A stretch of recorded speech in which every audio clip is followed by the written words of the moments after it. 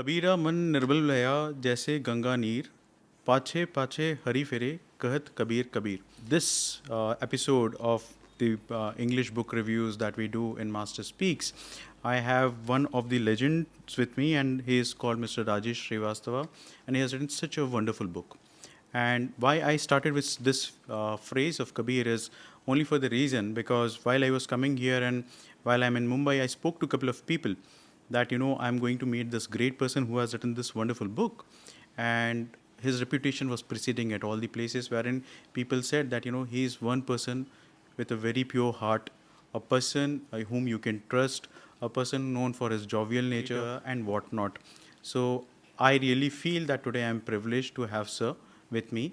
And I'll request Sir only to please give a brief introduction because if I say something, it might be, just a drop about the ocean. So let Sir only tell something about himself and then we can get started with the interview. Thank you for your kind words. I really feel blessed that my reputation has preceded me and you have come to interview me. So here's a little bit about me. I did my engineering from IIT Kanpur, and when I was in my third year, I realized I would make a bad engineer, so I decided to do something which almost everybody does, which is to pursue MBA. I did my MBA from IIM Bangalore, and then I did something very unusual. I'm an introvert, I hate partying, I just don't like people, but I decided to join the alcoholic beverages industry. And I spent 16 years there. And during these 16 years, I created some of the brands which I hope entertain you every day. You may have heard of this brand called McDowell Signature. The name was given by me in early 90s. You may have heard of this tagline, which is, I believe, iconic. खूब जमेगा रंग जब मिल बैठेंगे तीन यार आप मैं और Backpiper. So we made this brand India's largest, and in due course came out with a strategy to make it the world's largest. The third brand is Royal Challenge. So IPL just started, and you will be familiar with RCB. So the logo that you see on RCB jersey, the RC, in the year 2000, I was given the job of revitalizing Royal Challenge. And one of the things that we did was create this iconic RC logo. 8 years later, when IPL started, that RC logo adorned the shirts of all the cricketers. So in the year 2002, I was invited to become the president of J.K. Helen Curtis, a Raymond company. The company had to be revitalized, and I took it upon me as a mission to revitalize it with a higher purpose. During the course of revitalization, I picked up this category of deodorant. At that time, the size of deodorant industry in India, all combined as per Euromonitor, was 66 crore, less than 100 crores. I engaged with the category, got insight into it, and then based on framework, tool, technique, and a mental model, and consumer insight and judgment, decided that I will not sell deodorant, I will sell perfume. Today, the deodorant industry is, the size is about 10,000 crore, and there is no deodorant that can sell unless it says perfume. That simple idea of no to deo, yes to perfume, I offered the industry, and everyone is following it. In the year 2008, I decided to quit my corporate job and give back to the society. God was kind. I had great education. I had built brands. I had revitalized companies, and it was time to give back. So I started teaching. I taught for 7 years in IIM Indore, where I taught brand management, retail management, integrated marketing communication. And then I started doing corporate training program for Mercedes-Benz, Siemens, Reliance, and a whole host of companies.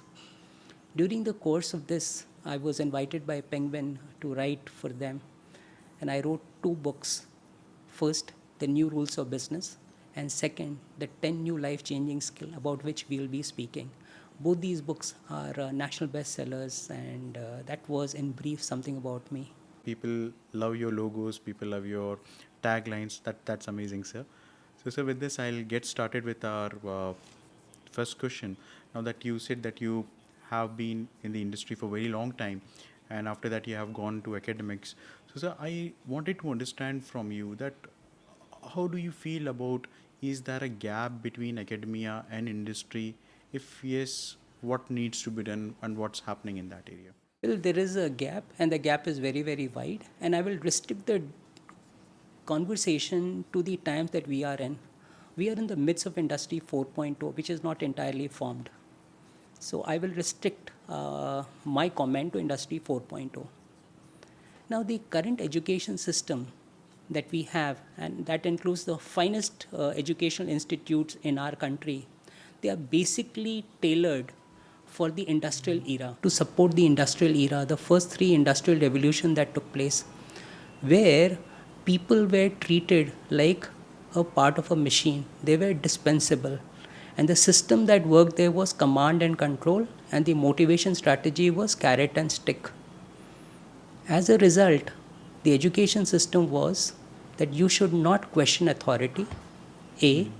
B. We were given questions and we were also given answers. So we were never allowed to think. So the boss gave the question and also the answer, which is what the education system is. As a result, what is happening is that we were not at all trained in right brain skills, and our entire training was focused on left brain. So what are the left brain skills that we have? Mathematical abilities, abilities to think logically, ability to think rationally. Now these are the skills that computer is very, very good at. Yes. But in Industry 4.0, computer is like the 800-pound gorilla whose strength is also logic, rational, mathematical ability to calculate very fast. And our education system is designed to actually make us proficient in the same skill. Now, if we as human beings are going to fight this 800-pound gorilla, you know who will win is the gorilla. So if we have to succeed today, the education system has to shift its focus from left brain of the students to the right brain. Now, what are the right brain skills that are required? The right brain skills that are required are critical thinking, creativity, innovation, smart problem solving, framing the right question, being a lifelong learner, storytelling, influence without authority, humaneness, and entrepreneurial skill. If any person has this skill, then what happens is the following. Industry 4.0 is not entirely formed, and therefore the jobs are also not entirely formed. So how can you prepare for a job that are not entirely formed? So what has World Economic Forum given to us as an indicator? It says that if we have these right brain skills which I just enunciated, then no matter what shape or form Industry 4.0 takes, we will be well served. Now coming back to the question that you asked. Yes. Are the educational institution preparing us with left brain skill or right brain skill? The answer, unfortunately, is that they are preparing students only with the left brain skill, and very few right brain skills are being taught. Therefore, the gap between what is being taught and what is required in Industry 4.0 is wide, and it is becoming wider and wider, and the students who are passing out probably will be incompetent to survive in Industry 4.0. So, what would be those 3 or 4 important skills that you feel that a reader or probably the person who's listening to this podcast should buy your book and actually look for at least these 3-4 skills which are non-negotiable and will really help them to become better in the areas that they work? Let's start off with the people that the world admire. And I will name 3 people that I admire, and I hope the world also admires them. The first person I admire is Steve Jobs, Jeff Bezos of Amazon, and third is Elon Musk. Now, if you look at all these 3 people and try and find out what are the common traits that they have which has made them universally admired, and the 4 traits that come across are, all of them are good critical thinkers, all of them were creative people or are creative, they are all innovative, and lastly, they are great storytellers. So can I take the example of Steve Jobs and narrate to you how he has used critical thinking, creativity, innovation, and storytelling to create a product which has changed humankind, mine and your life, the smartphone. Sure, sir. So let's start with critical thinking. What is critical thinking? Critical thinking is the ability to challenge the existing tradition, assumptions, and norms and come out with new perspective. This is exactly what Steve Jobs did. At the time when he started conceptualizing iPhone, Nokia was the dominant market leader, and maybe BlackBerry. These were merely communication device. So what did Steve Jobs do? He challenged this assumption that yes, communication while you are mobile is fine, but why should you only have a communication device while you are walking? Why can't I actually give you a smart device? A smart device is when the world is in your hand. So he challenged the Nokia's communication device, and he says, I don't want just a communication or a dumb device. Why can't I put into people's hand the world, which is a smartphone? So that is how he did critical thinking. Second thing is called creativity. What is creativity? Creativity is getting the best ideas from outside your industry or connecting two dissimilar ideas in a new way to create value. So what did Steve Jobs do? How did he connect two dissimilar ideas? At the time that he was there, Nokia phone existed, that was communication, and desktop existed as a separate device on which internet was there. So what did he do? He took the big idea of communication from Nokia and he took internet from the desktop and he combined them into a new device which he called iPhone, which was a smartphone. And he started a new curve, which is basically the iPhone or the smartphone. So the big idea was combining communication device, Nokia, a desktop device, and combining them to come out with a smartphone. Now this was the big idea. That is creativity. Now what is innovation? Innovation is taking this big idea, executing it to make profit. When I say profit, this is for commercial organization. Social innovation is not burdened with the idea of making profit. So we are talking of commercial organizations. So what is innovation for a commercial organization? Taking a big idea, a creative idea, executing it to make profit. So what did Steve Jobs do? He took this big idea of smartphone, executed it, and sold it so profitably that Apple today has become one of the most valuable company in the world. Yes, sir. So that was critical thinking, creativity, innovation. And the fourth skill was storytelling. When he came out with the smartphone, he just had this incredibly compelling story. He asked, do you guys want to enrich your life? We all said yes. And then he said, buy my phone. And we all did. Yes. So the four most critical skills that people should possess are critical thinking, creativity, innovation, and storytelling. These are the skills that people we admire possess, and they have used this skill to enrich our life, to create products which enrich our life. Amazing, sir. While reading this book, I came across, as I started, initially, the first thing which really caught my attention to great extent was talking about creativity as a skill. And my next question is on that while we say this person is creative or this person is not creative or those kind of things, but you are saying creativity as a skill and skill can be developed. So sir, I would like to hear it from you so that people can understand us.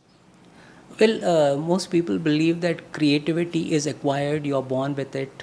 According to me, you are not born with creativity, you can acquire creativity. And how do you do that? So let me share with you an example from my life and how I have deployed creativity to actually further my career. So I was head of McDowell and Company, the marketing department.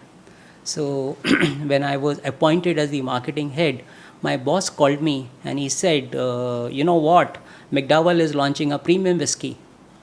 So I looked at him and I said, yes, sir. He says, do you know what the name is? I said, no, sir, I've just joined. He says, okay, I will tell you what the name is. McDowell Old. And you know what? It is not old as you spell it. It is old as it was spelled in the Shakespeare era. O-L-D-E. E is apostrophe and E is silent. So the brand name is McDowell Old. I looked at my boss. He looked back at me and he asked me, do you know why we have called it McDowell Old? I said, please tell me, sir. And he looked at me and he says, McDowell is the mother brand and Old is the daughter brand. And when people read McDowell Old and they find that the daughter name is Old, what will they say? The blend is old. And if any blend is old, it means it's a premium whiskey. So the daughter brand name will actually signify to people as a premium whiskey. Do you understand now? I said, yes, sir. And then he looked at me and he says, how do you like the name? I took a pause and I said, sir, I don't like it. He was astonished. He says, but why don't you like it? I said, sir, you're from an English background, so you know this is spelled in a Shakespeare style where apostrophe E is silent. I may know that. But when it goes into the interiors of our country, people may not know that E apostrophe is silent and they will call it McDowell Oldie. If the name gets corrupted, then the brand will not have a good chance of making it big. So my boss looked at me, he says, okay, you got an idea. So what is your suggestion? I said, sir, you just asked me, give me some time and I will get back to you with my recommendation. So he looked at his watch and said, okay, meet me in a week's time. I got out of my boss's room, took a deep breath, and I spoke to myself. And I said to myself, self-talk, we have to come out with a name for a premium whiskey. Now here is what I wish to share with you. All of us, every human being, there is this concept. Only 10% of what we notice, see, is consciously. 90% of what we do unconsciously. And in that resides a personal assistant. Your subconscious mind is something who is recording everything that you are seeing without you noticing it or knowing about it. That is your personal assistant. So when I spoke to myself, the self-talk, I was telling my personal assistant, which is my subconscious mind, that we have to come out with a name for a premium whiskey. And what you have to remember that is that if you have to get your personal assistant, which is your subconscious mind, to be creative, to come out with good ideas, then you should not put any pressure on your subconscious mind. I gave this challenge, I gave this task to my subconscious mind and I forgot about it. In fact, I became even more playful. Day 1 went, day 2, day 3, day 4. I was still playful. Day 5. And it was just 2 days, which was Saturday and Sunday, and Monday I had to meet my boss. I still did not put any pressure. Now came Saturday. Saturday was a holiday in our company. So what do we do when we want to sleep, when we are students? We have good lunch and then we pick up our textbook. It's so boring that we go off to sleep. So what I did was, I had a good lunch and I picked a magazine which was lying in our house, and that magazine happened to be a Hindi magazine called Griya Shobha. So I thought I will lie down, flip through the magazine, and I will gradually go off to sleep. Lying on the bed, flipping through the magazine, half asleep, I noticed an ad. It says, signature bindi. Suddenly I woke up and I said, signature bindi doesn't look right. Signature is very Western word. Bindi is so Indian, so Bharatiya. But McDowell's signature sounds gorgeous. And that is how I came up with this name called McDowell Signature. Amazing. What did I do? I made connection between two unconnected things. Signature Bindi, which is a women kind of a domain product. Whiskey, which is a male product. I combined them to come out with this name called McDowell Signature. And that is what is creativity, connecting two unconnected events in a new meaningful way. So what if you want to be creative, what is the solution? One of them is your subconscious mind stores a lot of information consciously and subconsciously. Put your subconscious mind to work by assigning it a task, don't put pressure on it, and you will tend to be creative, as I was. That's really phenomenal. Means, I always was thinking before reading this book, and it was really an eye opener that that creativity can be learned as a skill. Interesting to see that you have created a beautiful equation for innovation, and it says that innovation equals creativity multiplied by execution multiplied by profit. And this is the first time I came across a mathematical definition for innovation. So I would like to know your thoughts on innovation and about this equation, sir. Let me ask you a question. Do you consider Apple, the world's most valuable company, to be creative or innovative? So I would say innovative. Yeah.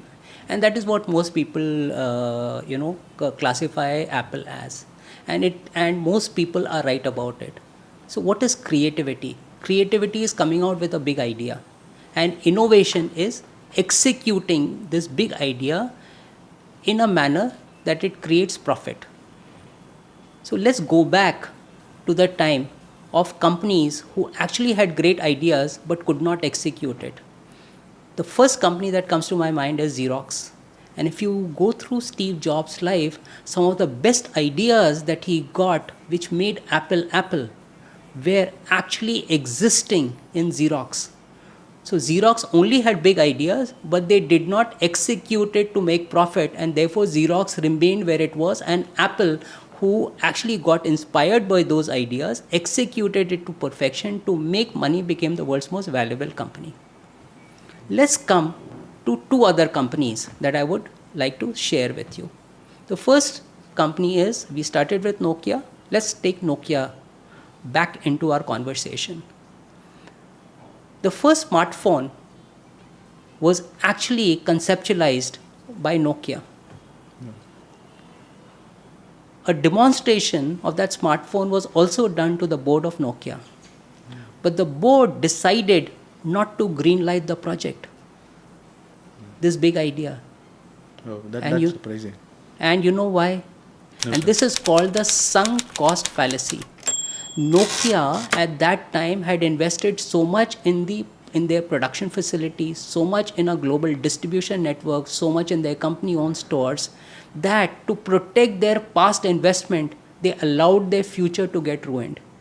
So that big idea that they had, which was actually demonstrated to them, they did not execute it. And therefore, Nokia today is where. The second example is Kodak. Kodak was the most dominant company when it came to photography. I think it was synonymous with photography. And the first digital camera was actually conceptualized in their company. Wow. But then why did Kodak not execute that digital camera to make profit? Again, the sunk cost fallacy. They had invested so much in the factory that produced the film, that produced that camera, or the global distribution system that they had. To protect their past investment, they shelved the idea of digital camera, and the Japanese company brought digital camera, and over a period of time, the world embraced it, making Kodak irrelevant, and in due course, Kodak faded out. So innovation, the equation is creativity multiplied by execution multiplied by profit. So let's take Nokia. Nokia had that big idea, but they did not execute it. So execution was zero, and of course they did not make any profit because they did not execute it. So innovation was zero, and therefore it fizzled out. And therefore I would say that another version of that is that we all have plans, but plans are nothing. Planning is everything. So big idea everyone has, but the challenge is executing that big idea to make profit is what actually innovation is. Absolutely, absolutely. No, very meaningful. Rather that that this reminds me of the quote also that you wrote in the book about Mahatma Gandhi, that that they think to make a better future is to do things Yes. right now. Correct. So, so I would like to know that, so framing right question as a skill, how do you see it, and what was your idea when you wrote it? Well, let me start answering by getting Professor Albert Einstein into our discussion.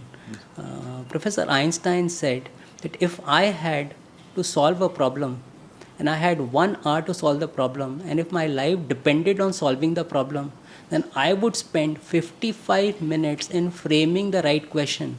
Because if I frame the right question, the answer is obvious. Yes. And in that resides a big challenge. The big challenge is what? The big challenge is our education system is designed in a manner that we are given questions, and the only thing that we have to do is answer.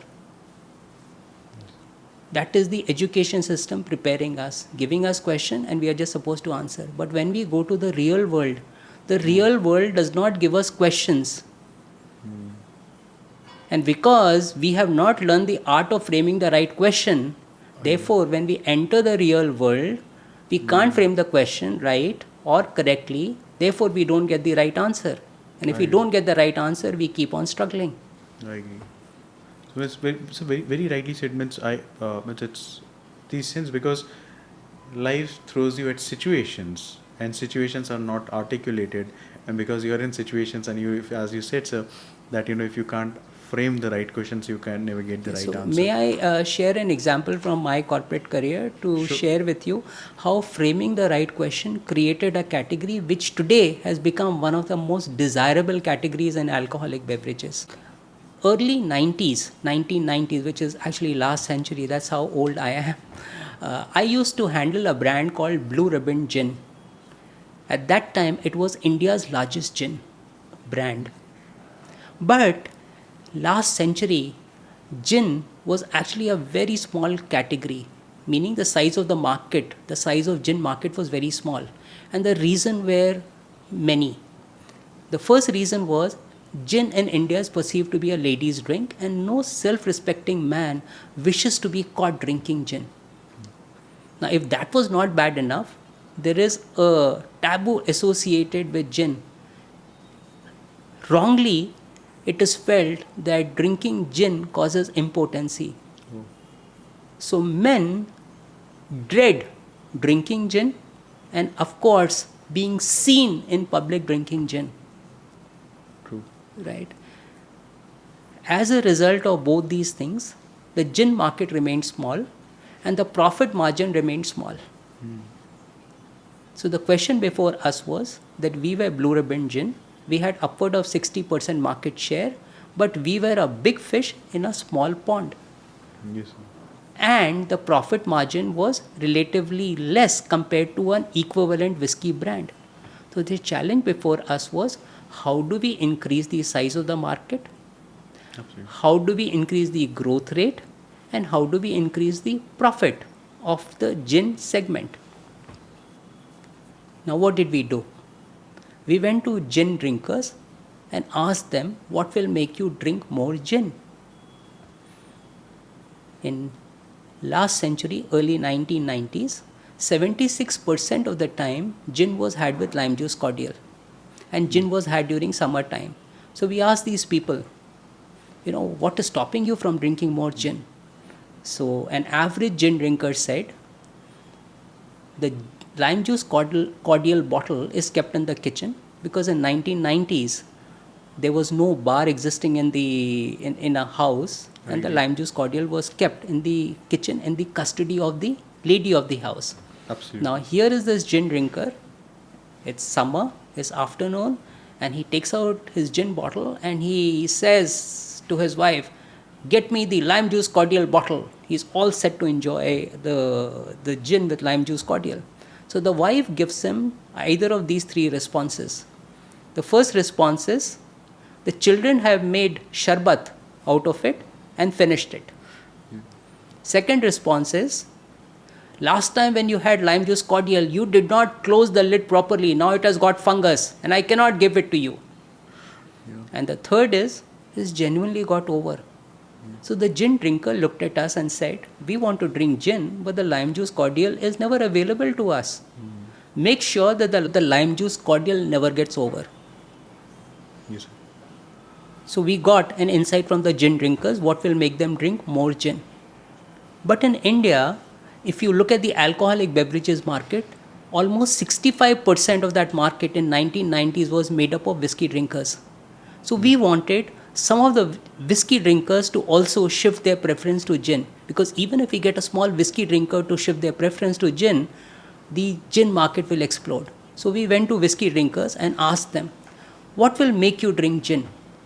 So an average whiskey drinker looked at us and see, how easy is it to make my whiskey drink? He took the bottle of whiskey, poured a peg, poured water or soda, and he sipped it. And he says, my drink is ready. But if I have to drink your gin, then first I have to pour gin, then I have to pour lime juice cordial. Sometimes the mix is not right. And after that, when I put water, that proportion does not come out right. And I have to keep on adding either gin more, lime juice cordial more, or water more. And by the time I get the mix right, the mood to drink gin is over. Give me the convenience of whiskey. I just pour it, put water, and I have it. And then I may decide to shift to gin. So we took two inputs. Gin drinkers are saying, let lime juice cordial never get over and I'll drink more. And whiskey drinkers are saying, give me the convenience of whiskey. I pour it, I pour my water or soda and I can have it. Give me the convenience of whiskey. When we looked at these two requirements, we framed the question. How can we make sure that lime juice cordial never gets over for gin drinkers? And also, how can we give whiskey drinkers the convenience of whiskey? And then the answer was self-evident. Add lime juice cordial to the gin itself. So we launched the first premixed gin which had lime juice cordial already added to it, and it was premixed to perfection. When we launched Blue Riband Duet, the gin drinkers experienced that the lime juice cordial never got over because already it was mixed in the gin, and whiskey drinkers got the convenience because all they had to do was take this premixed gin, which was Blue Riband Duet, pour it on a glass, pour water or soda to their choice and have it. Blue Riband Duet received a thunderous response in the market. Today is almost 3 decades later. It still is in the market, and it was the first premixed gin that was launched in India. Storytelling as a skill, how it really helps the guys, those who are in corporate or who are in business. How would you talk about that skill, sir? Well, storytelling is the most important skill that anyone can acquire in 21st century. So let me just place before you two options. And the option is, there is this master and there is a dog. So here is my first version. The master died and his pet Alsatian died shortly thereafter. Yes. Now the same information I am going to narrate in a different fashion. The master died and his pet Alsatian died heartbroken. Which one did you like, A or B? The second one, sir. And why you liked it? Because I narrated the same fact in a storytelling format. Storytelling format is getting to narrate facts in a manner that it touches your heart, and therefore it becomes much more memorable. Now, why is storytelling so important? You must remember that before printing presses were invented, how did knowledge get passed on? It got passed on through the oral tradition of narrating stories, hymns, prayers. And therefore, in our DNA, it is built in to hear stories, remember stories, retell stories, and act on stories. Right? It's built in our DNA, and therefore it should be leveraged. Absolutely. Now comes the fact that has storytelling helped corporate? So I just want to say this, that in 21st century, everything has a expiry period. So I want to say that storytelling is probably passé, and the new thing is just don't narrate stories, but create dramas. So let me just share with you how a drama was created while launching one of the most memorable packaging innovation that was launched in our country, which is the pet pack, which normally people call the plastic pack. So I'll take you back to last century, and our company decided to launch whiskey in PET bottle. So obviously when we wanted to launch it, we wanted to make this presentation in a dramatic manner so that it creates an impact among the sales team. So a sales conference was called, which was to be presided over by our president. And all the company people, because this was a very big event, were going to sit on the dais. Sales conference was called. It was mentioned there that everybody should be in the conference hall by 9 a.m. sharp. 2 minutes to 9, our president walked in. He took his place on the dais. Rest of the team member, head of production, head of marketing, everybody took their position on either side. And as you know, in a sales conference, our product was displayed in the front of the table. So right in front of the president was displayed our pack. And as you would know, that from a distance you cannot make out whether it is a glass bottle or a PET bottle. The sales team were sitting there. They thought that the merchandising of the whiskey bottles were normal. The meeting started at 9 a.m. and our president was very, very punctual. As it happens in all companies, there are some people who will always be late. And as it happened that day, that one of the senior salesperson actually got late by about 5 minutes. He was aware that if he walked in late, he would get a scolding from the president.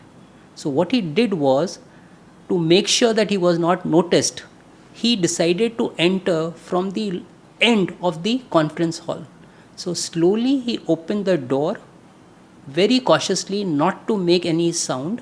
But as he opened the door, a streak of light came in and our president noticed him entering the conference hall. And he looked at his watch and he screamed at him. Let's call him Kumar. Kumar, you are again late. And he took the whiskey bottle that was lying in front of him and he aimed it and he threw it at Kumar. Kumar saw a bottle coming at him at full speed and he bent down to protect himself so that he doesn't get hurt. He bent down, the bottle went and hit the wall. Everybody in that conference room, every sales rep, their heart was in their mouth. They thought a big accident will happen. There will be whiskey all over, there will be glass shreds, and maybe it will hit Kumar. As they all looked towards Kumar to see what will happen, the bottle hit the wall and it fell down.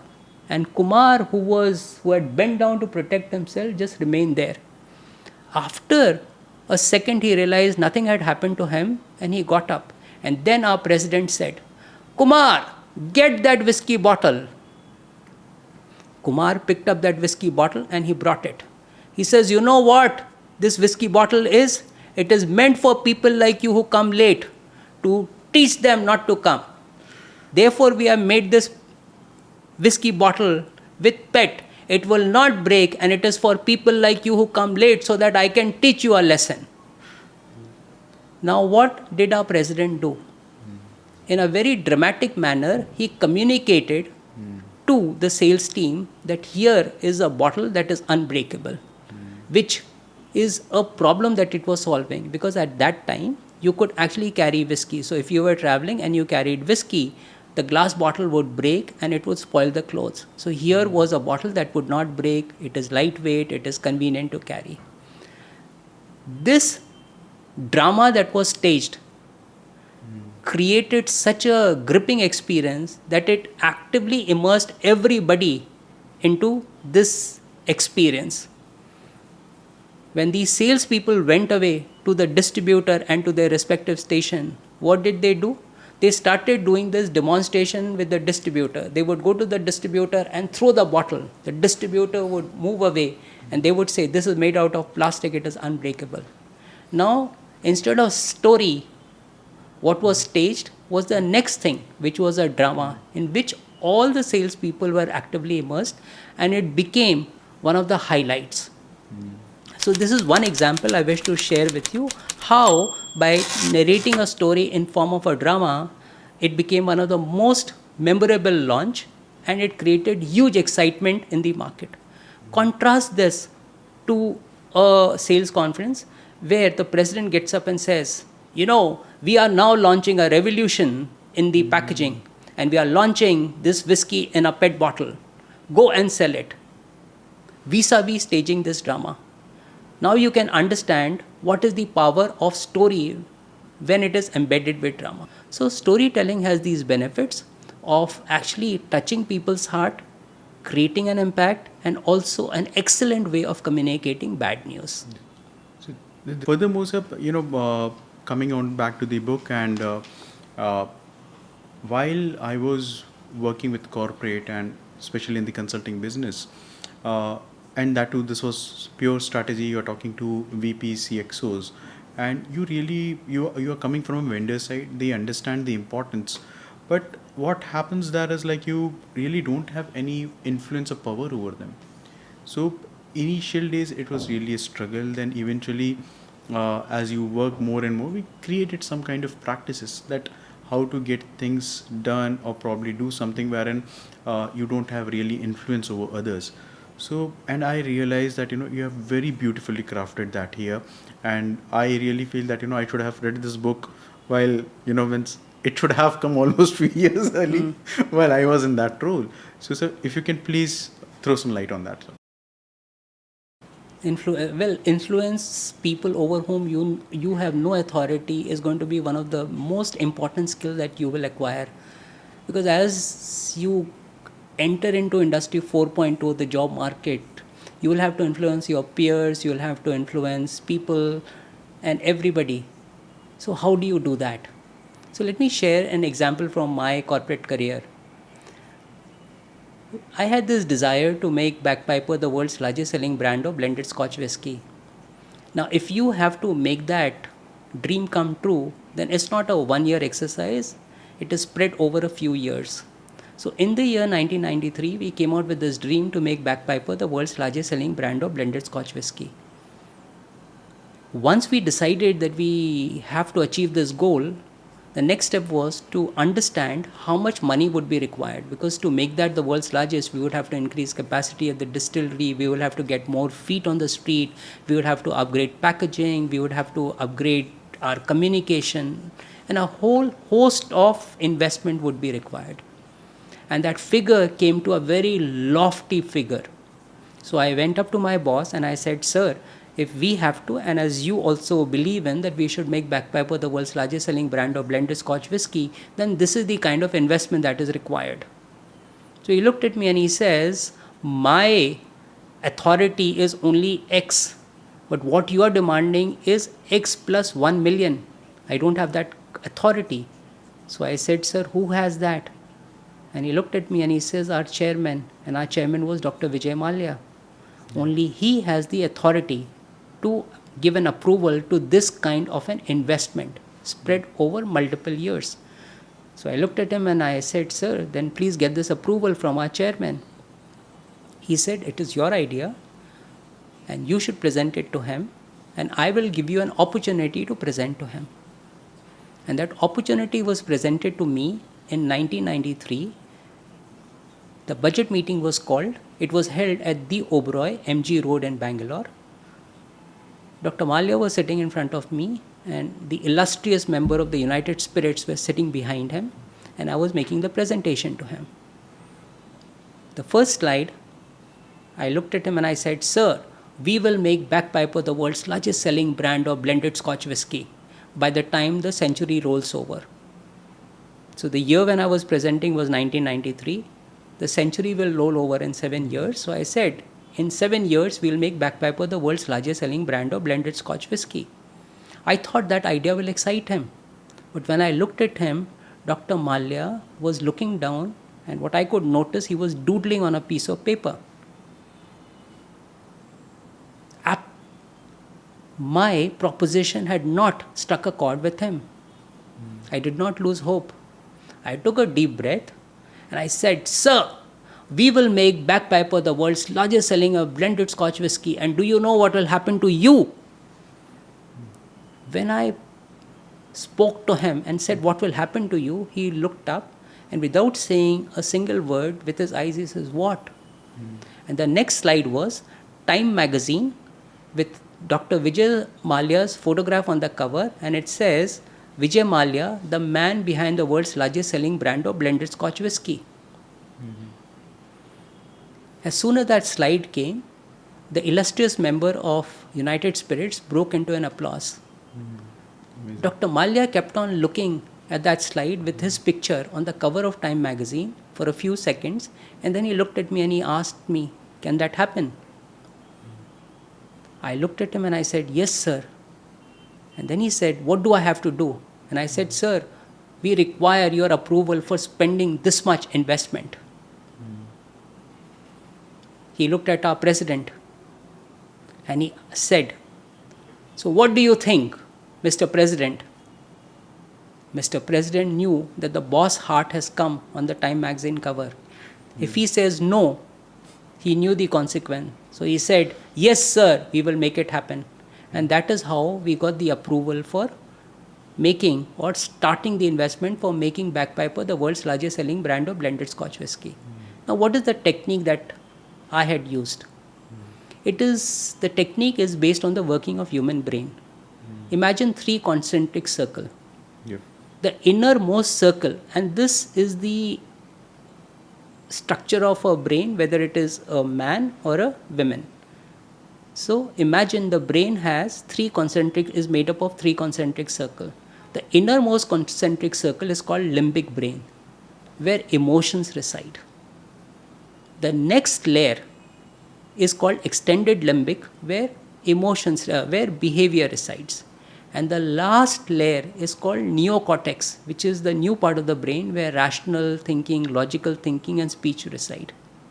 So, innermost, emotion, next layer, behavior, and last layer is neocortex, where rational thinking, logic thinking, and speech reside. Now, if you want to influence people, then this is the strategy that you have to remember. Pose a rhetorical question which is in the interest of the person you wish to influence. So what was the question that I had posed to Dr. Mallya? It was a rhetorical question which was in his interest. Do you want to be on the magazine? Do you want to be on the cover of the Time magazine? The moment I posed a rhetorical question which touched his heart, and in his heart he said, "Yes, I want to be on that cover," then his behavior towards me changed and he asked me a rational question. So what do I have to do? And I said, this is the investment that is required. The next thing that you talk about is skill of humanness, thinking about. So from that perspective, I would like to know that, what is this skill and how to nurture it, and if you can give an example. Well, humanness is the most important skill that one can cultivate. In 21st century, when we live in industry 4.0, you require to motivate people. And the carrot and stick approach of motivating people, which was done in the previous 3 industrial revolutions, will not work. So how can you motivate people? By treating people as human beings, by being humane to them. So the strategy is, how can you be humane? So let me share my perspective. There are 3 types of people you will come across. One is the giver, one is a taker, and one is a matcher. So let's start with a matcher. Matcher is that one person you will find in corporate who, if you do good to him, he will also do good to you. Whatever good you do, he matches with his goodness. He is called a matcher. Second one is called a taker. Taker is the person, you keep on doing good, he will keep on taking it, but he will not reciprocate. So he is a taker. And who is a giver? A giver is a person who believes in giving. And the more he gives, the better he feels. Now you will come and say, listen, givers will be treated like doormats, right? People will use them and then discard them. So Adam Grant did a study to find out who are the most successful people. And what he realized was the popular perception that the losers were also the givers. So givers were also losers at one end of the bell-shaped curve. But on the other side, what he realized was that the top performers were also givers. And why was that? When he delved deep into it, what he realized is that when you do good to somebody, you put into practice two behavioral sciences principle. One is called reciprocal and second is called likability. When a person does good to you, you are likely to reciprocate and be also doing good to him. And the second is likability. If someone does good to you, he gives you, then you tend to like that person. And who will you do business with? The person you like or dislike.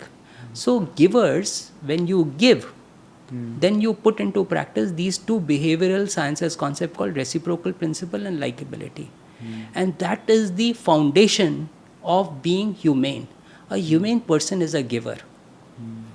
Now, how can you put this in practice? So I will share how I put that in practice. So when I was CEO of a company, and this I'm talking of early part of this century, so around 2003-4, every Sunday I would call my area manager, let's say in Rajasthan. So that time cell phone did not exist, so I had to use my STD phone, which was given by my company at my residence, and I would call the area manager of Rajasthan on a Sunday. As soon as he got the call and I identified myself, he would say, "Sir, ye mahine ka sales ho jayega." I said, "Mr. Kumar, I have not called you to find out about sales, hoga ki nahi. I just called you to find out how's your family.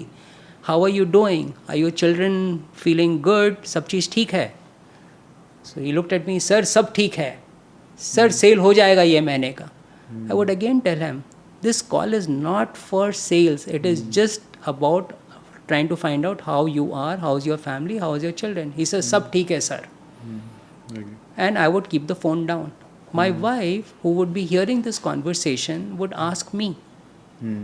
She would say, "ये 3 minute का conversation में किसको क्या फायदा हुआ?"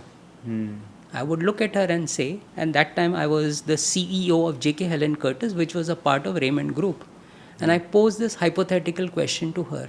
I said, if Mr. Gautam Singhania, our CMD, were to call me on Sunday and ask me, how's your family, how are your children, is everything okay at home, how would you feel? She said, I will feel good. The owner has called. So I said, I am the Mr. Gautam Singhania for my area manager. And when I call them just to ask them about their family, they will feel good, their family will feel good. By that simple act of calling for 3 minutes, every person by rotation, I made the family and the person feel not just an employee, but as a human being, right? And the company, he felt, just did not give him a salary, but also respected his entire family and was concerned about the family. So this is what it means to be humane.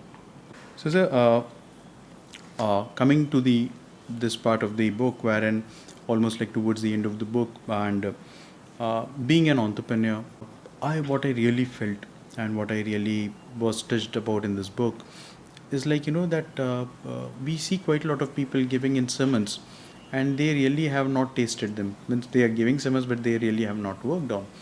And while I was reading your book on entrepreneurial skills, I really felt it spot on. It showed me that quite a lot of things which probably I did, and I probably have some of the skills like that, and probably some of things I need to build in. So I wanted to learn from you about this entrepreneurial skills, and so that entrepreneurs as well as people those on corporate can understand that. Well, I just want to say in 21st century, corporates do not require professionals. What they require are people who possess an entrepreneurial spirit. Now, what is the difference between a professional and an entrepreneur?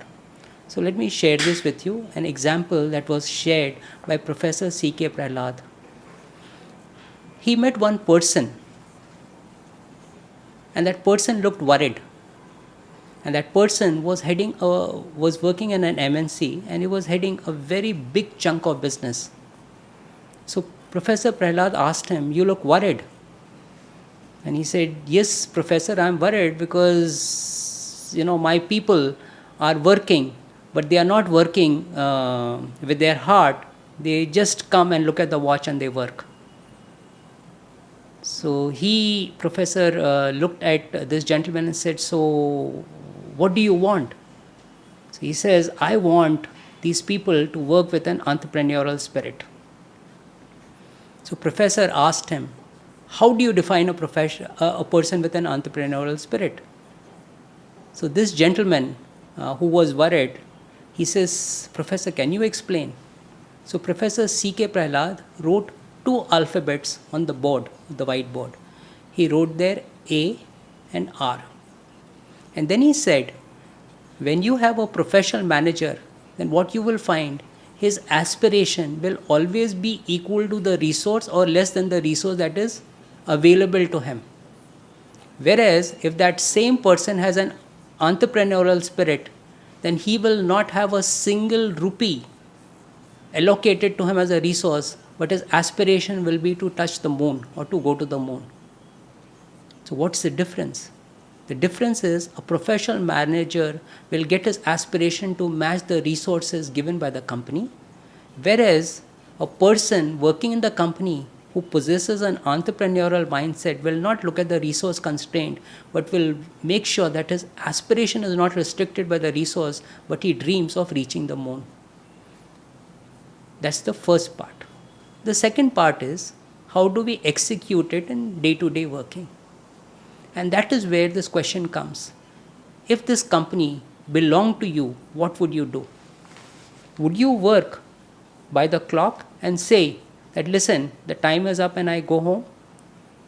If it was your company, you would never look at your watch. So, person possessing entrepreneurial spirit never looks at the watch. Second thing, a person who works in his own company, if he saw a problem, what would he do? He would solve the problem. But what would a professional manager do? He would look at the problem, identify the problem. Okay. So if you have a sense of ownership, an entrepreneurial spirit, then when you see a problem, you will always look for a solution. And the third thing which is linked to this is very, very important. If you were an owner of a company, which means if you are an entrepreneur, then the moment you see a problem, what would you do? You would solve it. Because if you don't solve a problem, with time it increases. Now, these are 3 ways in which you can actually exhibit entrepreneurial spirit. Don't look at the watch. Don't look at the problem, but come out with solutions. And number 3, wherever you see a problem, just solve it. Yes. But the third and most important thing, which I believe that people with entrepreneurial spirit possess, is a concept called job, career, and calling. What are the differences between job, career, and calling? A person who does a job does enough so that he gets his salary at the end of the month. That is doing a job. What is a career? A career is you work so that not only do you get a salary, but you keep on rising in the organization so that you get incentive, you get foreign travels, and you could give a great lifestyle to your family and you make a great career. The last thing is called calling. What is a calling? Calling is when you do the same work, not for the job, not for a career, not for the job which is the salary part, but you do it for the job itself. You love the job so much that you come every day because you love that job, and that is called the calling. This reminded me again of that Ratan Tata saying that that whenever you do something, do it for a difference. And I understand that not only difference but the real purpose. It makes sense that why I am into it and how it really benefits the larger. Because at the end we say man is a product of society, and I don't think being an entrepreneur there is a better way to give back to a society by other than being an entrepreneur. This book now has got so many skills, and it's there are quite a lot of people, those who are probably in their early ages doing it, their MBAs. And also this book is good for entrepreneurs. This book is for anybody who wants to build up great skills and do better in this industrial era and want to do something good. But a difficulty comes in the form of lifelong learning. Now that we have learned about these all skills, and there is one more skill that you talk about, lifelong learning. So how do we work on that? If you could please tell something. Well, one of the most important skill in 21st century is to be a lifelong learner. Now, why is it difficult for people to be a lifelong learner? And the answer is very simple. So let's go back to our childhood. As children, 80% of our conversation is laced with questions: why, how, what. And therefore, the pace at which we learn when we are children is very, very high, because 80% is laced with questions like how, why, what. But as we grow older, this 80% figure drops to between 25 to 15%. Now, why don't we question and ask questions like why, what, how? Because we are scared that if we ask question, we will come across as being non-knowledgeable, as being a fool. This insight is what made a very famous philosopher say that if you don't know something and you don't ask a question, then you will remain a fool for life. But if you ask a question, you will remain a fool for a minute till you know the answer. And if you don't ask that question, you will remain a fool for life. So you've got an understanding as to why you as a child were excellent learner, but as you grew older, you stopped being a good learner because you stopped asking questions. So start asking questions once again, and you will be a great learner. The second misconception about being a lifelong learner is that you have to become a student again. Right? You have to open books, sit down on a table and read. That's boring. Yes, it is boring. So that's not the only way to be a lifelong learner. There are multiple other ways in which you can be a lifelong learner. So let me just share a few with you. So one is called learning through observation. So here's my story of how I learned through observation. So I worked for an alcoholic beverages company which has sponsored a test match between India and West Indies, and that match was being held in Wankhede Stadium. So being the sponsorer, I got the VIP passes. So me, my wife and my son went to see the cricket match, and of course one of our salesperson also came. So West Indies decided to bat, so they batted for 1.5 days, and then it was our turn to go and bat on second day after lunch. So I told my son, let's see how our opening batsmen go out to bat. And what I noticed, I was amazed. Instead of 2 people going to open for India, there were 3 people who were walking one behind the other. So the salesperson who was with me, I asked him, have the rules of cricket changed? He says, why, sir? I said, how many people open for India? He said, 2. And then I pointed out, he says, there are 3 people going to open for India.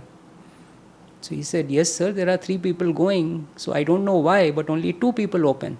I said, why don't you request somebody from the board to come and solve this riddle?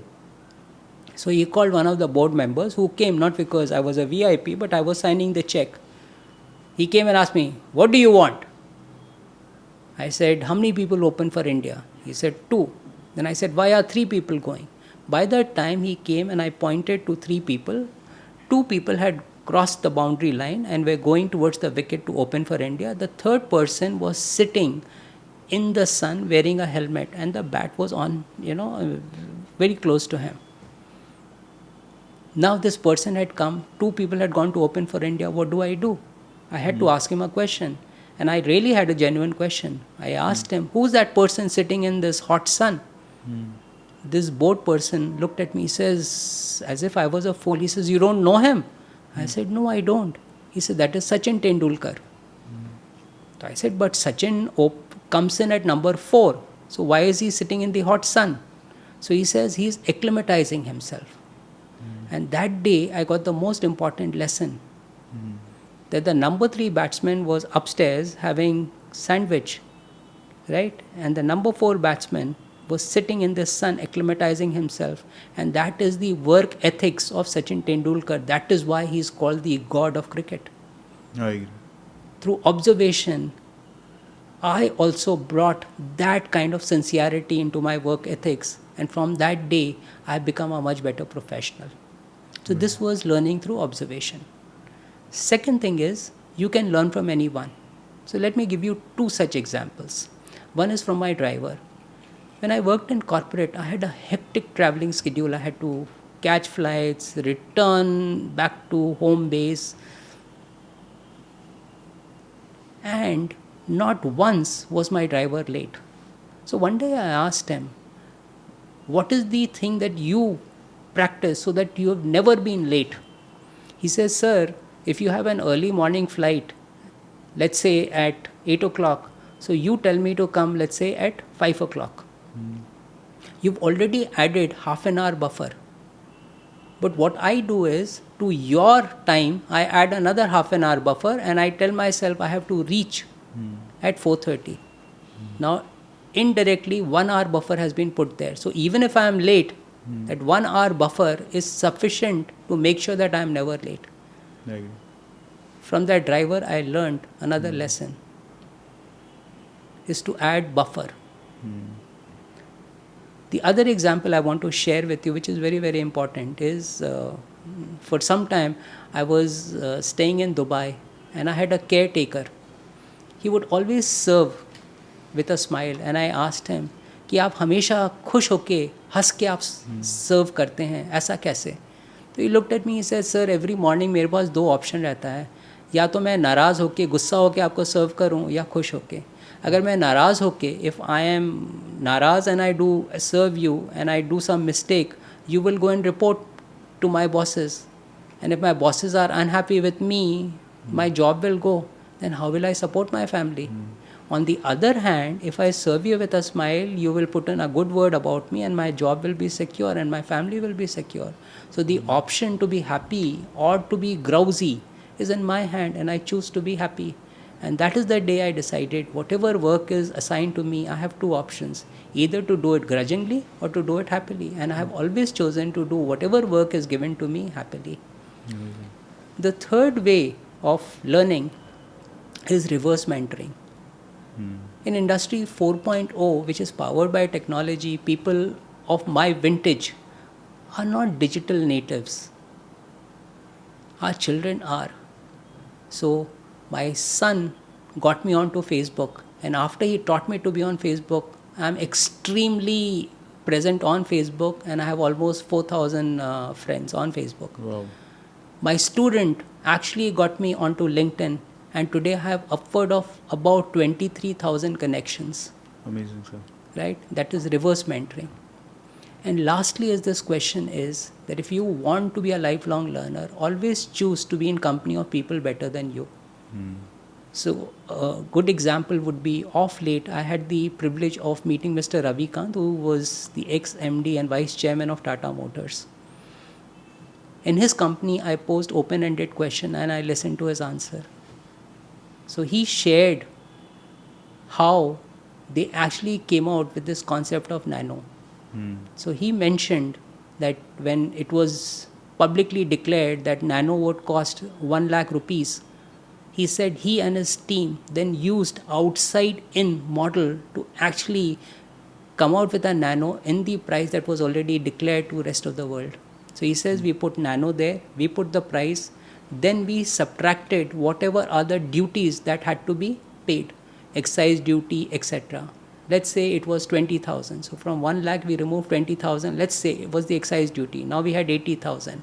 Whatever other statutories we had to pay, we removed that. Now we were left, let's say, with 65,000. Now in 65,000 we had to build a car. Then we put all the components, tire, steel, windscreen, wiper, seats, etc. We already knew in a regular car what was the proportion of this. We put that proportion there and now we had 65,000 in which to allocate to all this, and we allocated it. Now we had the price in which we had to actually get the tire, so that if we got the tire and everything in that price range, we would be able to get it in 65,000, which after paying taxes would be about 1 lakh of rupees. Now this is called outside-in model of solving a problem. In his company, I learned this beautiful model. So if you want to be a lifelong learner, first start asking questions like a child. Second, learn through observation. learn from every person you come in touch with, because in some way they know more than us, in that you can learn. Third, reverse mentoring. So it will take people some time to acquire these many skills that have been mentioned. But if I were to ask you that which could be one skill, or probably which should be the first skill to start from your entire book, what would you recommend? Critical thinking. Clear perspective. It's like, watching a director cut with a director, you understand what it is, and it, while talking to you, it has enhanced my understanding of book further. But to all the audience, I would say this is the book. Please, you can order this book on Amazon, and you can add all the skills that we are talking about, the 10 new life changing skills, and this is mandatory in the current world that we are living in. And you can also order the signed autograph books with the number which will be flashing on your screen. And please feel free also to order the book from Amazon. And I really appreciate you, sir, for your time today. It has been wonderful learning experience, not only discussing the book, but I'm sure that everybody who is hearing this podcast or seeing this podcast would have learnt a lot today, sir. Thanks for your time. I really appreciate, sir. My pleasure. And I just want to end this by saying my life's mission, the reason why I exist, is to leave my country in a better shape than I found it in, one person at a time. So if through this podcast it can help people become better, I would have come closer to the mission with which I am living my life. Thank you very much for inviting me. I feel truly honored and truly privileged to have this conversation with you. Thank you so much. Thank you, sir. Thanks for taking out time, sir. Thank you.